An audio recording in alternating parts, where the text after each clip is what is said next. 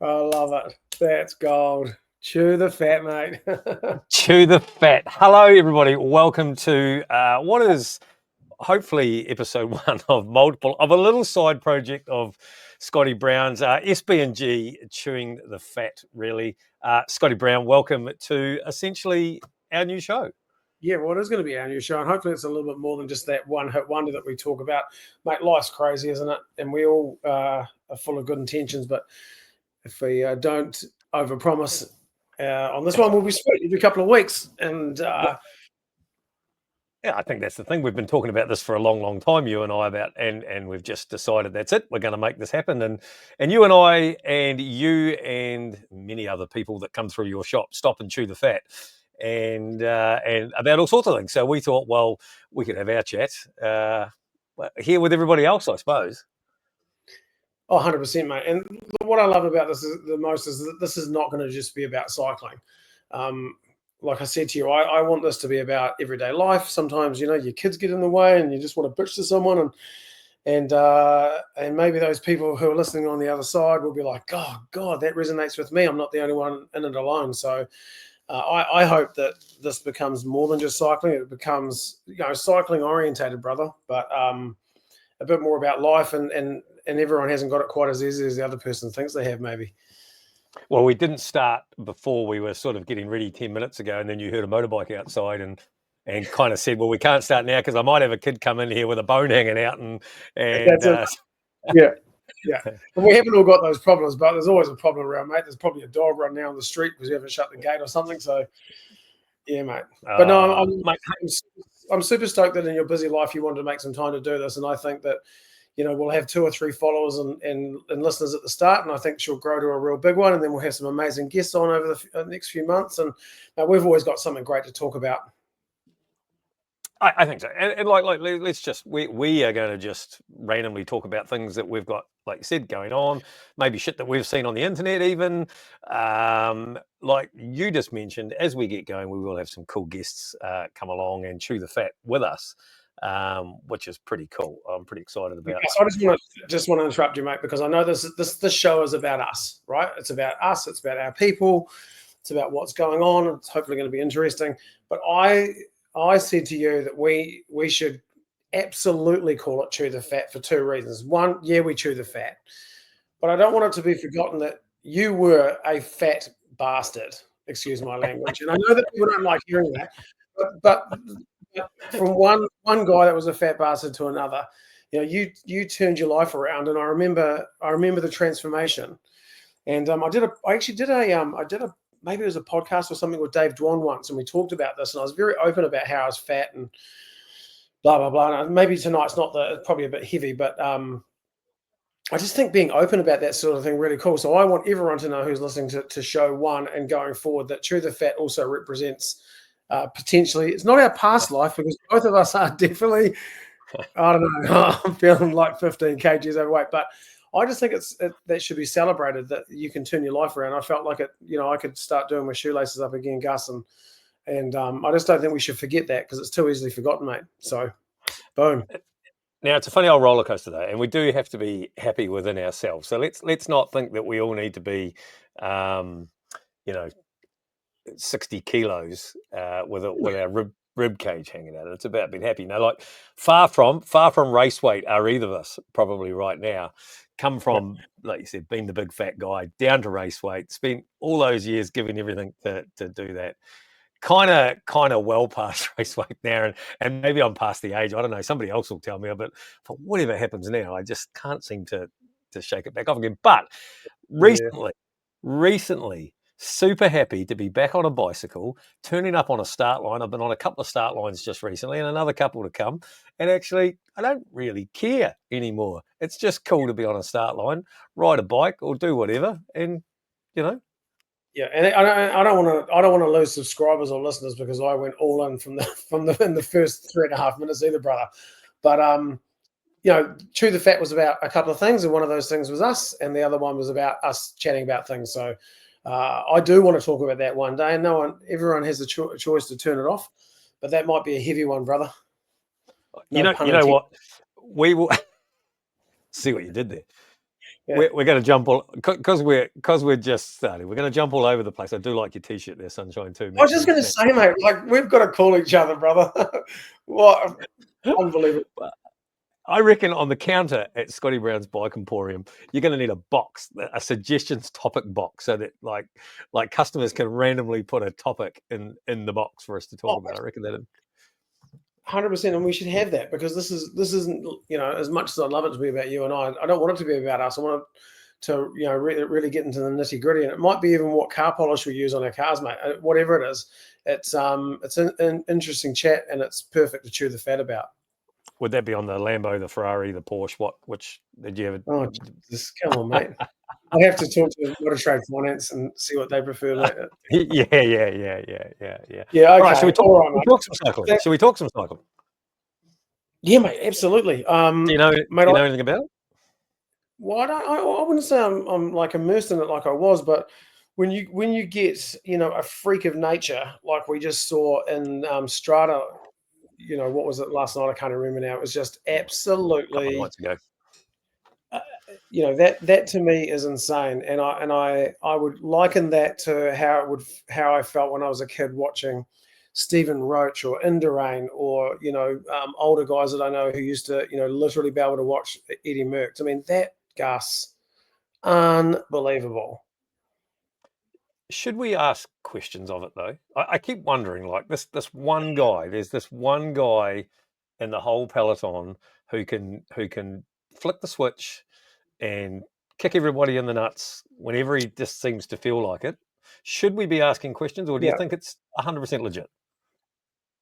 Well, I think that you can ask all the questions you want. I don't know, man. I look at the way he sits on a bike. He's different, like he sits forward. His peeling stroke's different. This whole 165 crank thing, I honestly give two shits about, mate. But he just looks really, really good. And he was given that race a little bit today, not because Pidcock waited for him, although in some respects he'll look back and go, why did I? It was great sportsmanship. But I look at that and think, for the guy to get up and go again, he does have to have something special. And mate, I think it's okay. There is guys out there who are special. So I'm not going to ask the question that you would love to ask. I'm just going to say that we're watching a freak of nature in a great team, riding against some great bike riders. And that win, regardless if he crashed, mate, to me was just gold. And entering into that town, and that town alone is just, I don't know if you've been there, it is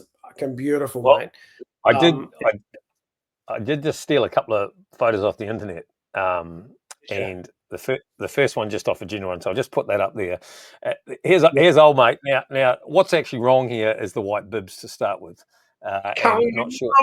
No, he's bringing sexy back, mate. What are you talking about? I love it.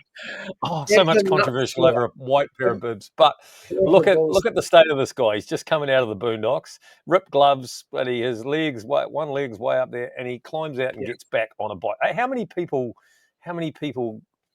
come out of there and climb back on a bike like that? Because he didn't just topple over in the grass. He was 10 meters on that road bouncing across it. Yeah, and if you didn't see that picture because you're listening to this, you didn't have to. If you watched that race, you saw him skid and hurt, and he flipped. And, he'd have been bloody sore. Did you see the watch he was wearing, Richard Miller? Yeah. Oh, probably 200K. No wonder he got up so quick.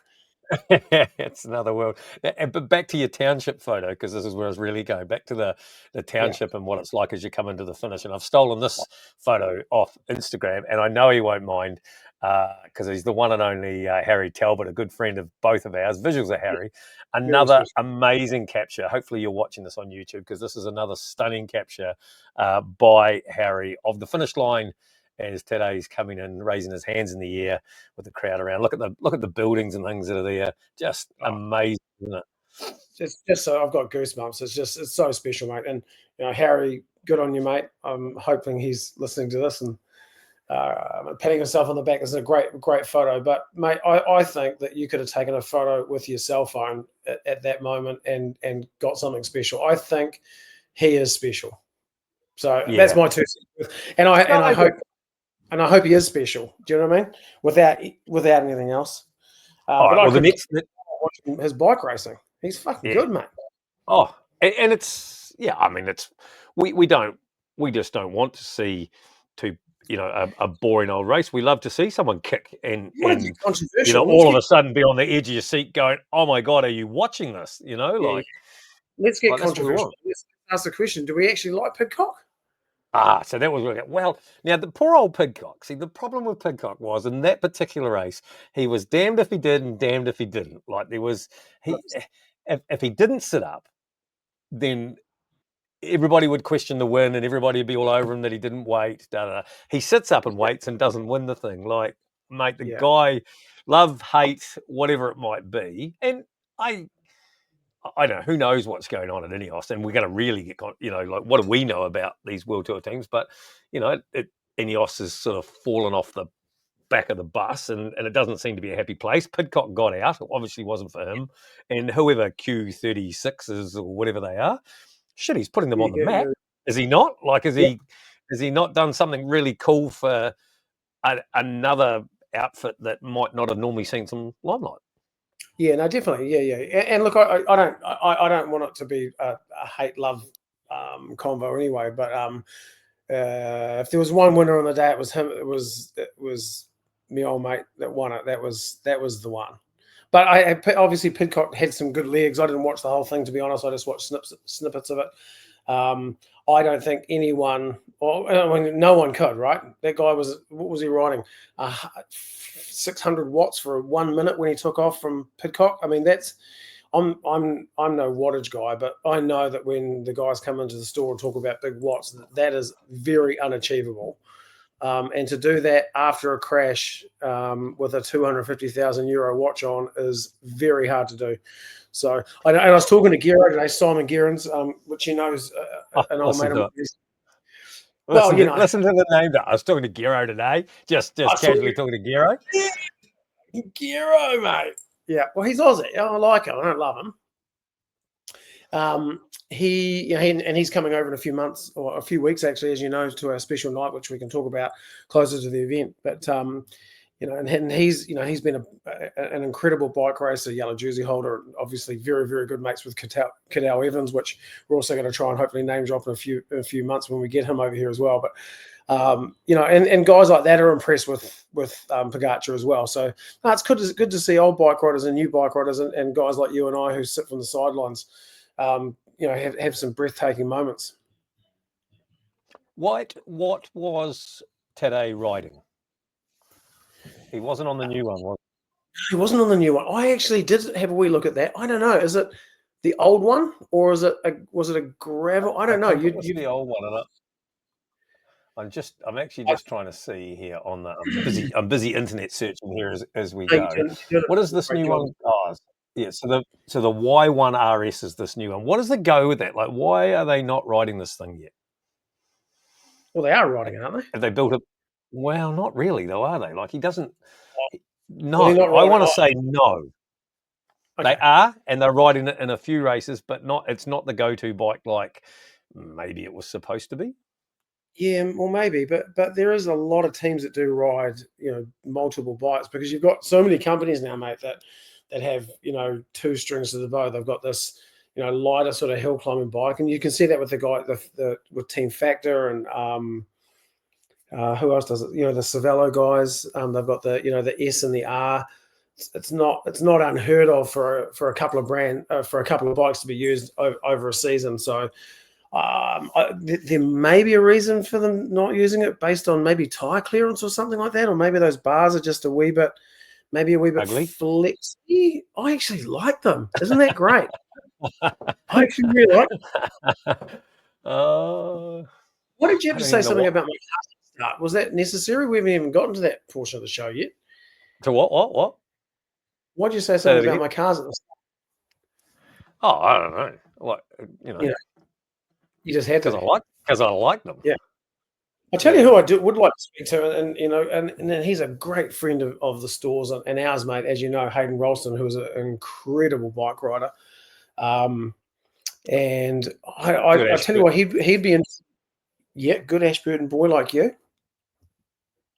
That's dead right. But I wonder what his thoughts are on Pogačar. Actually, I actually haven't had a chance to speak to him about that, and it would be really fun to find that out actually, what he thinks of him if he's still watching cycling, to see what his theory on how he rides, etc. I'm more interested in who beats him, and like what that person looks like, or what it's going to take for somebody to beat him. Like, is there anybody else out there? I probably haven't studied this year's lot enough, so I don't know if there's anybody out there or not. I mean, there's a lot of rubbish getting spoken about Wout at the moment that he's past it, but yeah, it'd be interesting to see what they can bring to beat him. Yeah. Well, I think I've got some white bib shorts, and at around 90 kilos, I might bring those out on a Sunday ride in the next few weeks, and just show you what good looks like. Well, you better invite me so I can make sure we capture the moment. Yeah, you can bring that up on the screen. Hopefully, no one ever watches this thing and just listens to it. But, and what did you think about Mototapu? Yeah. So just been down and done Mototapu. Look, Mototapu is a cool race, right? Like it's one of the things I like about it is it's on a bit of land that you just can't go and ride every day, right? So there's reason, and there's lots of races out there that you could actually just go and ride the whole ride. So where's the incentive to stump up the money and go and do it? Mototapu, she's one of those things where it's the only time you can go through there. It's got probably something for everybody in it, and a good little achievable task. Like the elites, buddy, Cam Jones, he was actually still 2 minutes short of the record, actually, to be fair, but at an hour 40 something to ride through there, it's just blistering fast. But even the elites make a mistake. There was unfortunate a fairly major accident with one of the front guys there. He got helicoptered out in one of the creeks. But I've got a pretty ranked bottom bracket that needs to come to the bike emporium, mate, and get pulled apart and get the water drained out of it. But I think they had 1,000 riders. They had about 770 acoustic powered bikes, and then they had about 200 and something e-bikes line up for it. And they had a fast e-bike category where they went first, so nobody got tangled up, and then they just let all the rest of the e-bikes come through later on. So 1,000 riders, that's pretty good effort. And then throwing on top of that the silly idiots that are on there that are running, whether they be the short run, the marathon run, or the ultra run. Get a bike. That's what I say. Get a bike. How do you feel? Because I only know Cameron from afar. Through social and hearing how good he goes. Obviously, a really good guy. Give me some insight on him as a human and as an athlete. Do you know much about him? Know a lot about him. I do. Actually, we've sort of been around him for a long time now, from his youth.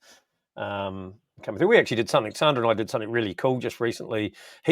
So Cam Jones, young fella, got the most brilliant attitude towards everything. In fact, if I cast back 2 years ago to the Waka 100, the eliminator racing was on at the start to qualify and things. In between rounds, he was sitting up at the cafe still trying to get some of his master's or his university assignment in that he needed to get in time. So he's busy doing his whole education thing and trying to race a bike over here.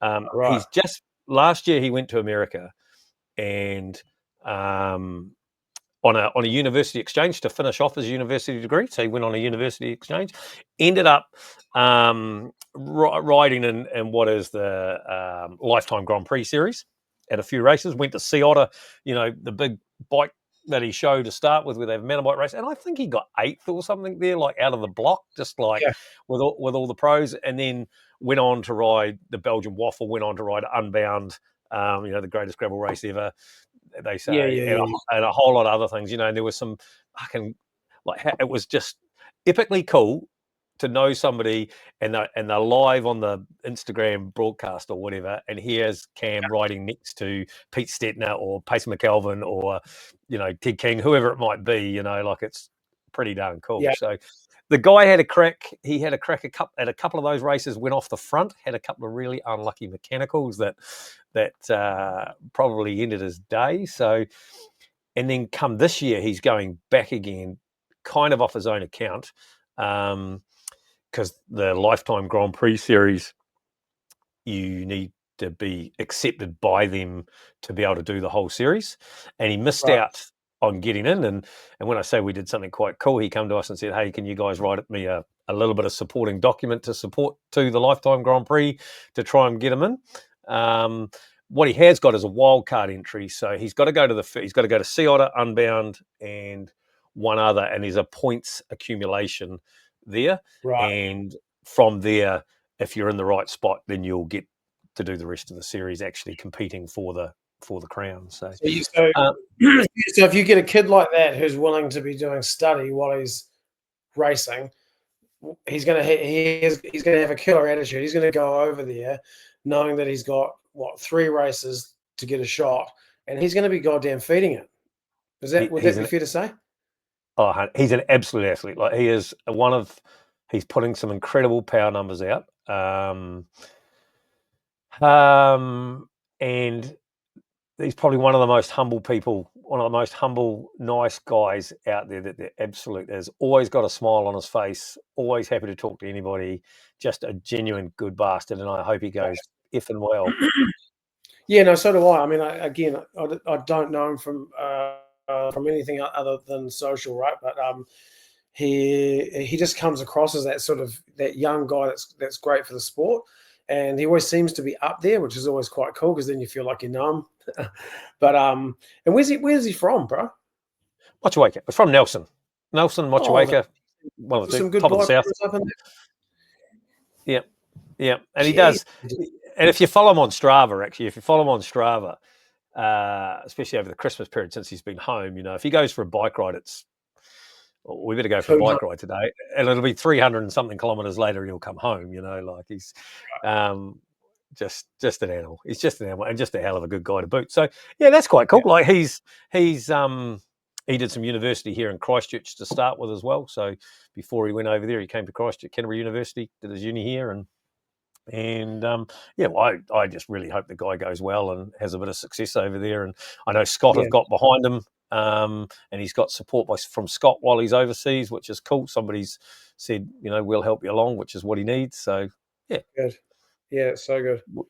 We should get him on a factor. Oh, well, I think we should get him on the show because like guys like that need some. Not that he hasn't, but just to get some more attention because there's guys out there, business owners and the like, that would be would probably love his story. And I'd actually like to ask him some questions, directly, because I do think that he's one of those guys that hasn't said a lot, but he says a lot. So he's not out there waving his arms around, but boy, oh boy, his results and his training and his determination and clearly his attitude are actually going to get him somewhere. And when you're an older guy, you look at that, and it's few and far between, mate. So I wish him the best of luck. I really do. I hope he kills it. Yeah, I think. I mean, like he's not like you at all. But the other day when I was talking to him, he was name dropping a little bit there, and while he was trying to get himself into the Lifetime Grand Prix, because he's made some good mates over there, and it turns out, there's just times when you have to. Yeah, it turns out he was, his mate, he says, Payson McKelvin. Well, if you follow the gravel racing and Payson's a rebel athlete, has probably one of the biggest cycling podcasts, the Adventure Stash.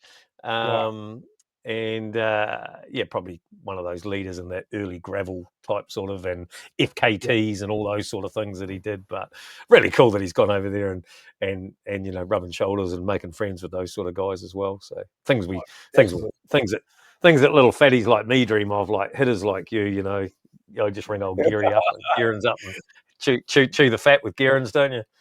Yeah. Well, I'll flick. Did he ring you, or did you ring him? Oh, did I ring? I think he FaceTimed me. I'll tell you what, there's two of us in that FaceTime. There's two of us in that FaceTime, and only one's got the face for TV, mate. and that's I can tell you. Yeah.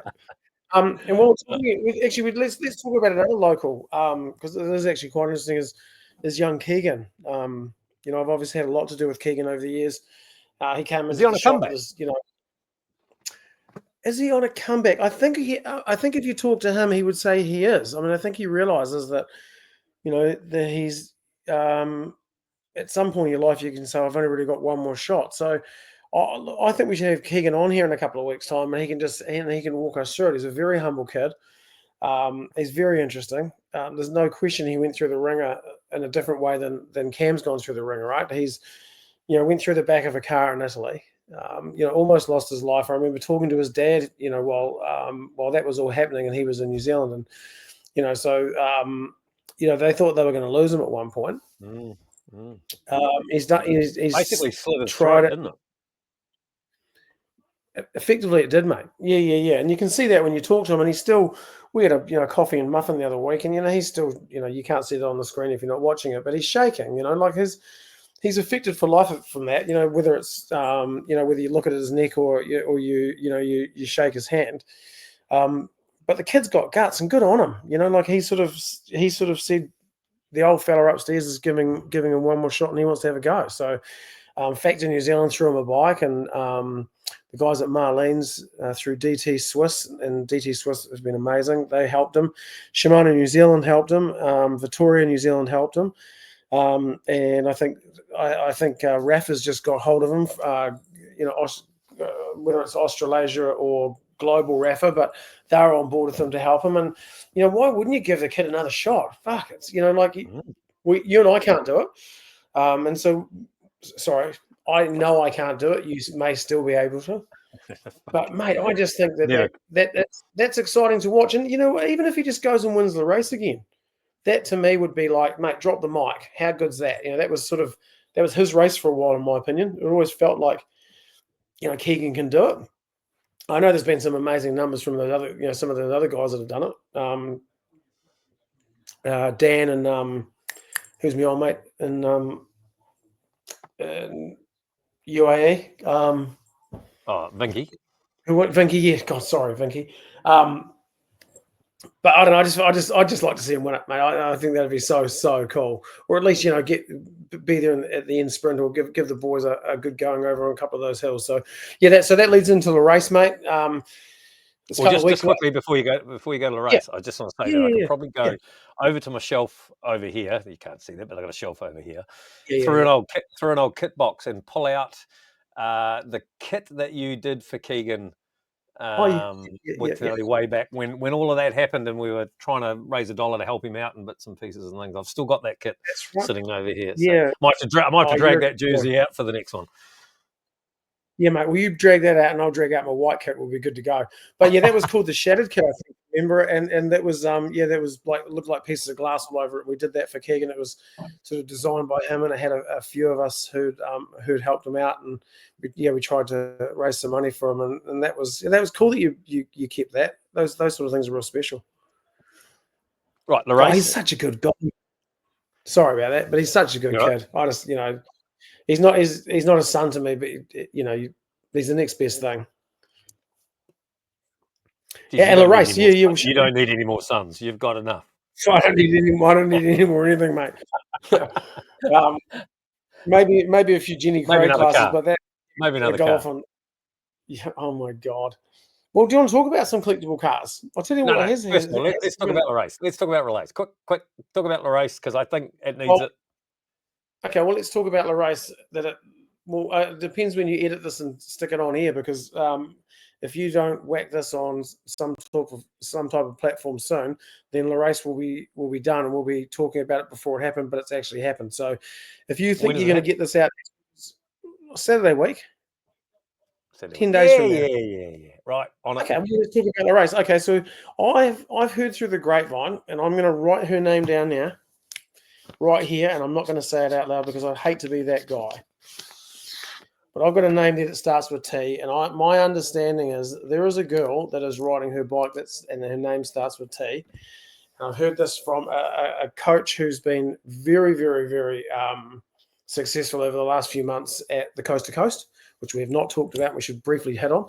And he's told me that she is absolutely fucking flying, mate. Like insane. The numbers, the speed, the descent, the will. So I've written that down. I'm not going to say anything. I'm not going to jinx it. But let's bring her name up next time. We chat about her as a bike rider and a great human as well. Is the coach a Scotty Brown person? Like a customer of Scotty Brown's? Flavio. Yeah, Flavio. Yeah. I mean, Flavio's. I'm just guessing the name now. You see, I'm just putting two and two together to work out who the name is. is. That's what T. Oh yeah. You can do that. Yeah, but like Flavio's killing it, mate. Like the way he's coaching people at the moment, and not just the guys that are winning, but everyone. He's just got this connection with people at the moment, and it's probably helping. And he'll probably kill me for this, but when you've done your dash, and he even said to himself, like, I'm getting so much enjoyment out of people now, not just winning, that I think that's the switch that's flicked to get his athletes up to the next level. And then he's had some very, very good athletes do some very extraordinary things over the last few months. 2 wins in coast to coast. You know all the names, I don't. But mate, he's I think he's going to be sort of coach of the year. Well, maybe not now, but it was an impressive. It was a very impressive showing by the FB squad at Coast to Coast, and where they placed, won the 2-day women's and 2-day men's, Sam King, and then the other results that they had. I thought that was very, very impressive. I'd have to say, look, Flavio's nowhere near past it either. That man's a natural born talent. Always has been a natural born talent, that guy. I remember when he couldn't even speak English when he sort of first arrived here. But let me just say this, Gus. I'm respectfully saying that from just a brief that he said the other day, because the guy came in, Gus. This is what happened the other day. He came in, he thought he was going to buy a top, and he grabbed a large or something. And of course, the changing room was too far for him to walk to, so he took his top off in the shop. I swear to God, my nipples went hard. The guy's got the body of an 18-year-old blimmin' gymnast. It's insane. He's ripped to hell. You cannot look like that if you don't go good, mate. I'm telling you. So if he's passed it in sport, mate, he's not passed as a model, I can tell you. The changing room wasn't too far. He just wanted to take his shirt off in the shop, mate. Don't you worry. Don't you worry. Let him do it. That was but like I think with Flav, we are really digressing, but with Flav, like, really cool to see how he goes with his athletes and how much they do together as a team, all round. Like a lot of their training's all done together. So that's really cool. He builds a farm out, right? He builds a family with them, and he's there to support them along the way. Oh, it's cool. And the result. I'm not just saying this because I don't want Richard to think I don't love him either. And he's got the same sort of thing. It was just that Flav was, I just think with this. Well, who else was a winner at the coast? What's that? You know who else was a winner at the coast, don't you? Yeah, I was actually waiting for you to pipe up, mate. To be honest, do you want to tell us, Gus? Listen, no, I don't. Just this, sometimes you just got to take one, don't you, and be proud of it. Let's just tell you, like, so your team won. Congratulations! I think the most impressive thing is that you were the very first bike rider in at the finish. Is that correct? That is correct. First person to go. Well, we were the first people as a team because we ran the beach together. Of course. So we were. We were and if I was really honest, 12 months ago when Richard Greer decided that we should do this, that was his dream. We're going to be the first people to run up the beach, and I was like, holy shit, there's no way we're going to do that. It's pretty ambitious. Now, where we got lucky, because let's just say I had to rely on a fair bit of muscle memory and a likering for suffering to try and hang in to do my bit. Our kayaker, our ringing kayaker, was the coolest guy in the world, Toby Brook. And we hadn't even met him until the Thursday over at registration at Coast. We talked to him, but we hadn't actually physically met him. That was quite embarrassing because it turns out he turns up over there and he knows just about more people than we do. Everybody knew who he was, but we did. So anyway, the guy's a weapon. he had the fastest paddle of the whole weekend down that Waimakariri River.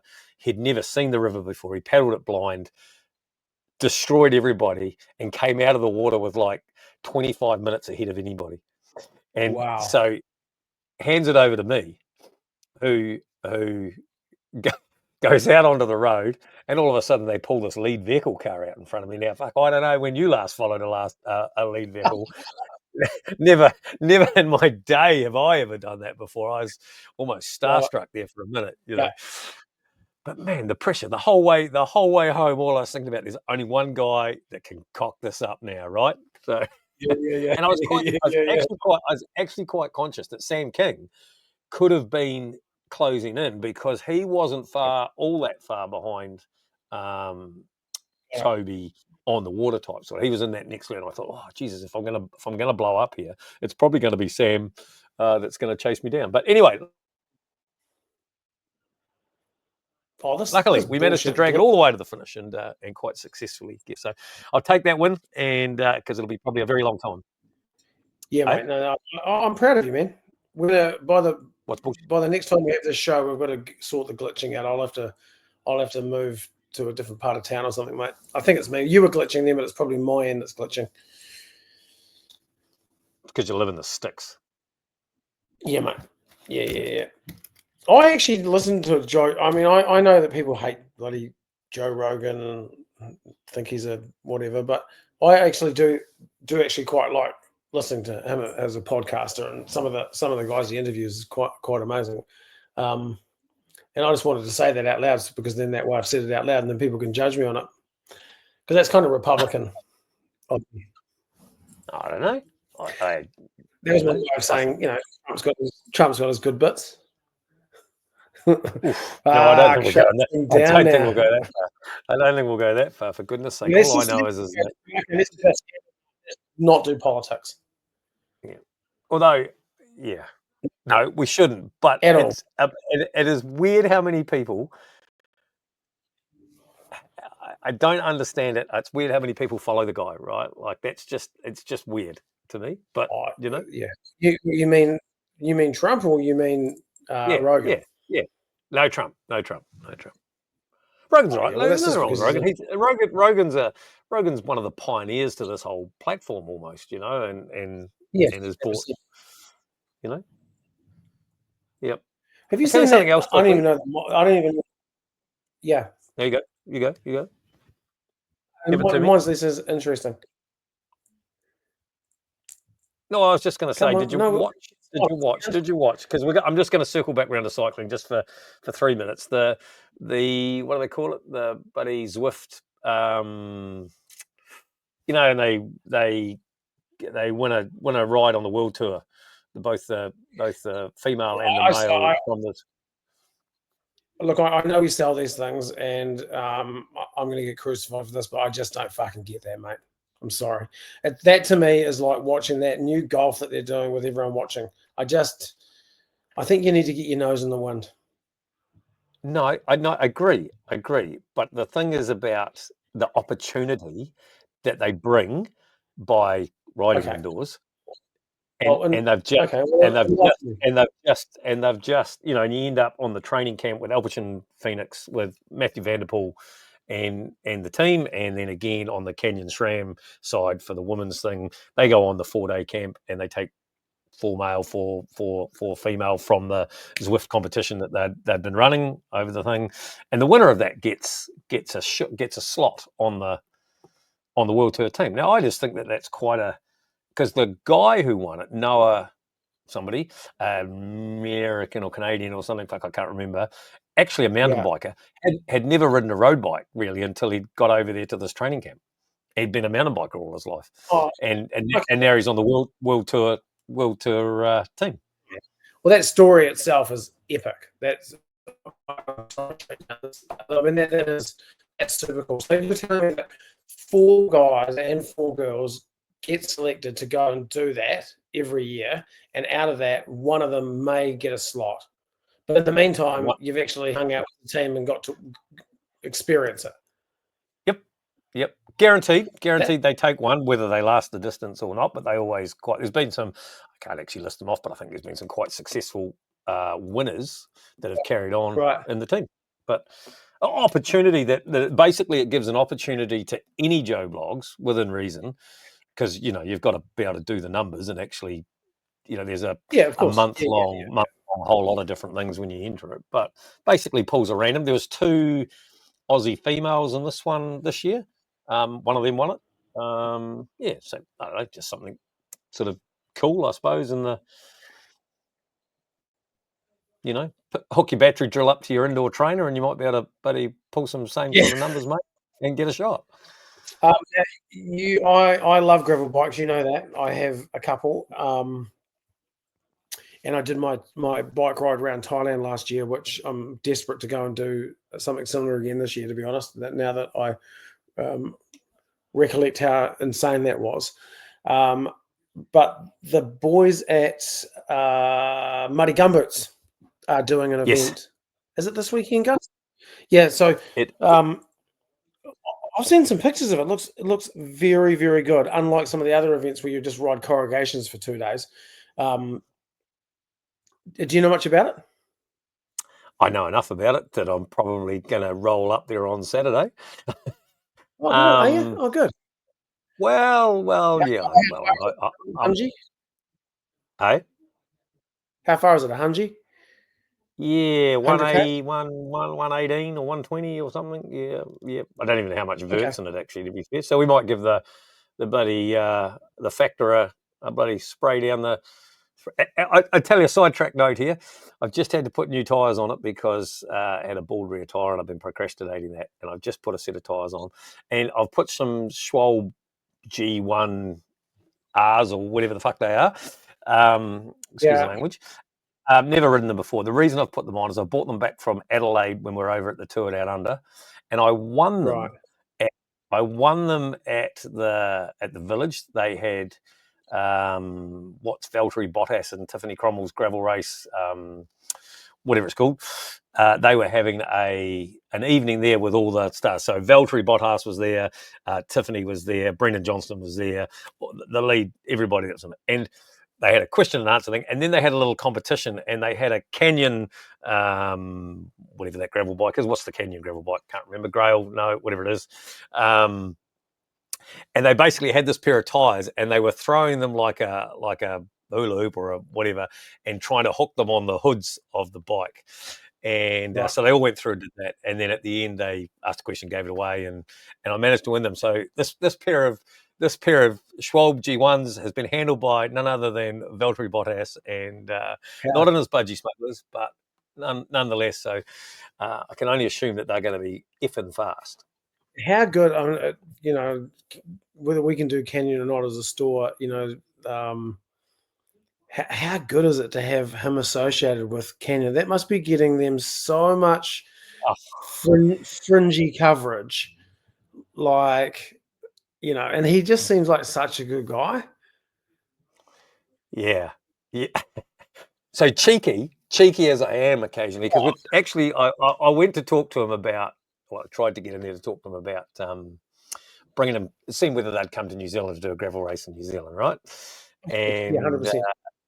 So at the end of the question and answer, he was sort of still sitting up on the stage there. So I managed to leap up on the stage and pull a stool up right beside him and chew the fat for a couple of seconds before Tiffany come along and interrupted the thing and tried to separate it. But yeah.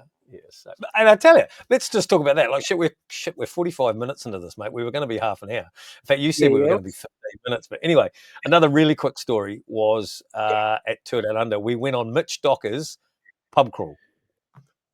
Oh, so Jesus. In the middle of Tour Down Under, Mitch Docker runs a pub crawl, and I don't know how many pubs we went to. I can't remember, but we rode about 50 kilometres around Adelaide after watching the start of the stage. We watched the start of the penultimate stage for the men, and then met round the corner at this pub.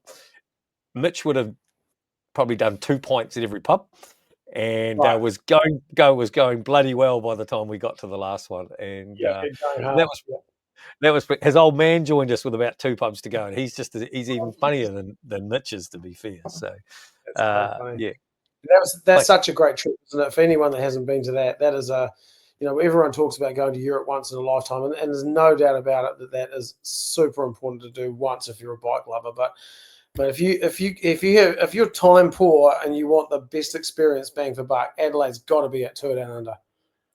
100%. That was our first time ever going, and we will lock ourselves in to go next year too. I think it was so bloody good, so much good riding. The riding is incredible, right? So.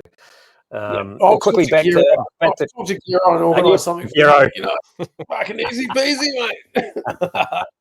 Yeah, I'll talk to Gerro. What was cool though was also that we had, Lawrence Pithy was there, Finn Fisher Black was there.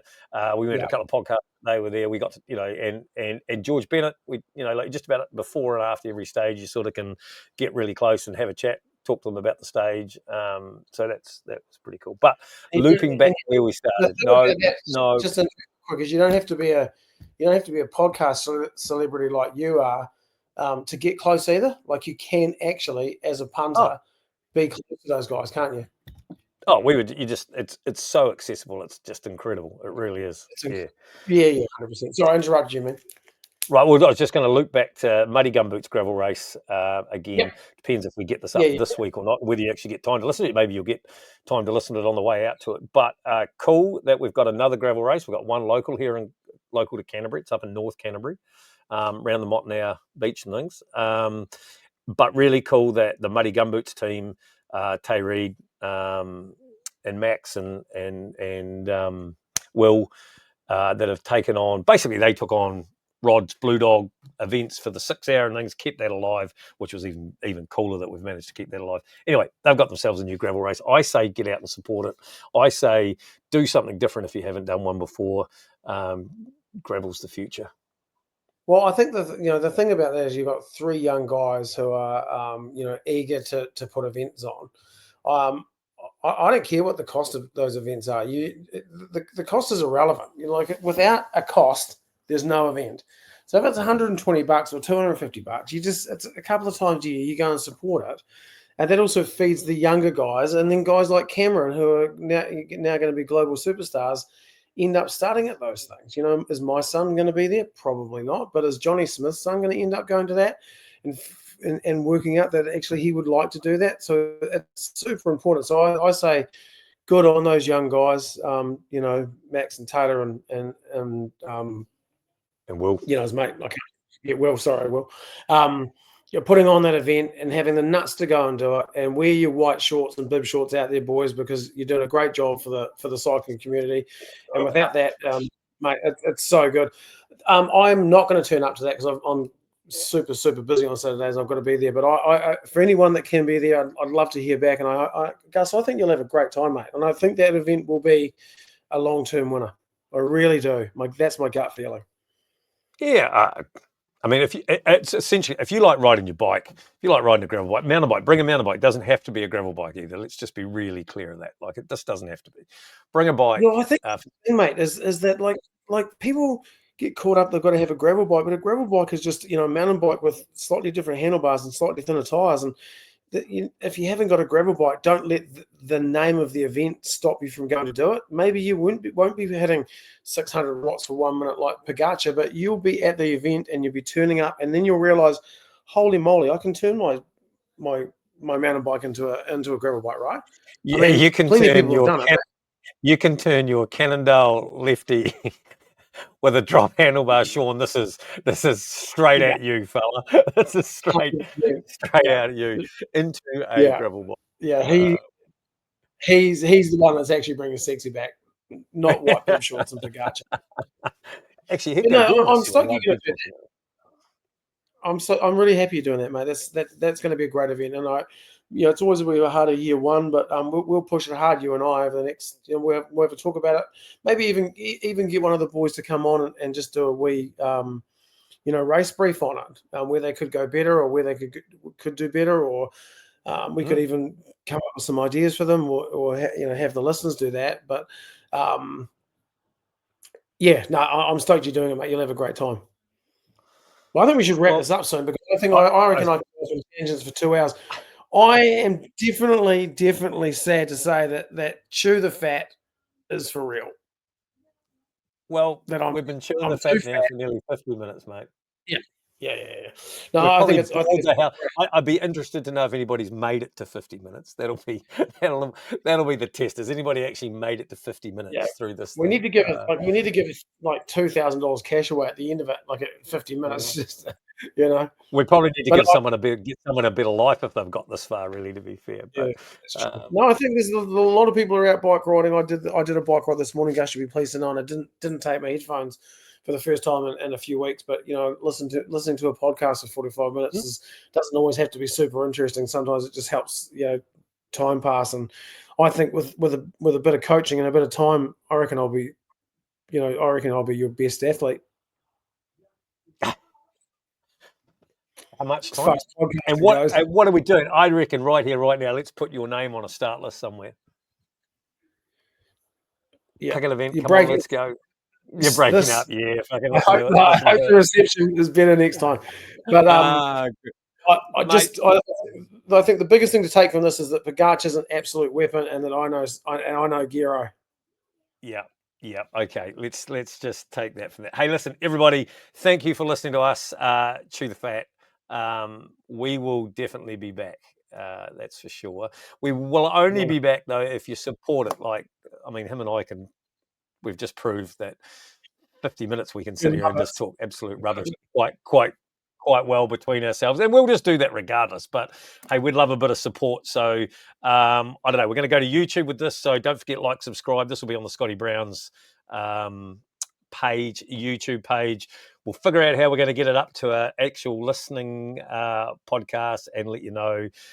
SB will be all over it, over the socials and over the thing. Get in the shop. Tell them you love listening, watching, whatever you like about it. Tell us what you hated about it. What do you want to hear? Anyway, that's about it. We've chewed the fat, mate. It's been a pleasure. I think we need to know what we're doing wrong, mate. And yeah, we'll have our own place to go for this. It doesn't have to be associated with the shop so much. It would be great for this to be a bit bigger than both of us. And in time, I think we'll get really good at this, brother. So I'm super stoked. And thanks for taking. I don't think it'll be long, and Discovery will be along with a big check, mate. Yeah, they're not doing particularly well. Doesn't Disney own them? Oh, okay. Jesus. No. Mate, it's been an absolute pleasure. Thank you for chewing the fat with me. People, we'll see you back in a fortnight's time, eh?